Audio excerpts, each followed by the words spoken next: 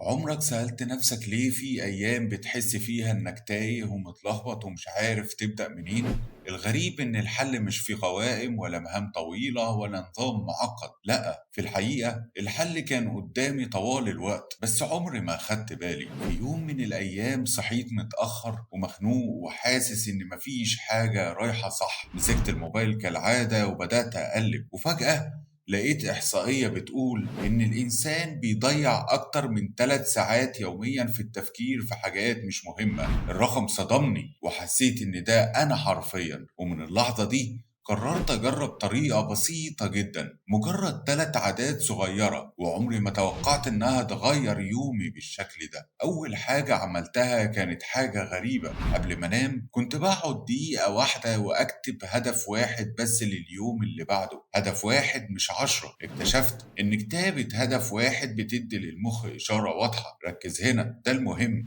وبالصدفة البحتة لقيت إن نسبة إنجازي تضاعفت، بقيت أصحى وأنا فاهم أنا داخل على إيه، مفيش تشتت مفيش ضغط، مجرد نقطة واحدة. العادة التانية كانت أصعب عليا شوية، 5 دقايق صمت، حرفيا بقعد من غير موبايل ومن غير صوت ومن غير أي حاجة. كنت فاكر الموضوع هزار لحد ما جربت. في أول يوم حسيت بتوتر، وتاني يوم حسيت بإحساس غريب من الهدوء، وتالت يوم بدأت أفهم إن دماغي أخيرا بتعمل تحول قبل ما يبدأ. الإحساس ده لو جربت يوم واحد بس هتفهم قد إيه حياتنا كلها إزعاج. أما العادة التالتة فهي السر الحقيقي، عادة اسمها الميني أكشن. بدل ما أقول هشتغل ساعة، لأ، بقيت أقول هشتغل دقيقتين، دقيقتين بس. الغريب إن المخ بيقبل المهمة السهلة، وبعد الدقيقتين كنت دايما بكمل.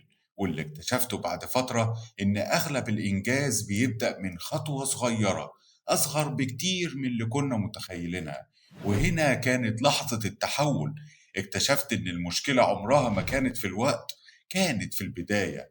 دايما البداية هي اللي بتوقعنا، وأول خطوة هي اللي بنهرب منها. لكن أول ما بنعدي أول 120 ثانية اللعبة كلها بتتغير. لو أنت بتسمعني دلوقتي فدي علامة إنك جاهز تغير يومك. جرب ال3 عادات دي لمدة 7 أيام بس وهتشوف الفرق بنفسك. وعايز منك حاجة بسيطة جدا، انزل دلوقتي في التعليقات واكتب أنا هبدأ، مش عشاني، عشان تثبت لنفسك إنك واخد أول خطوة فعلا. وصدقني الخطوة الصغيرة دي ممكن تكون بداية أكبر تغيير في حياتك كلها.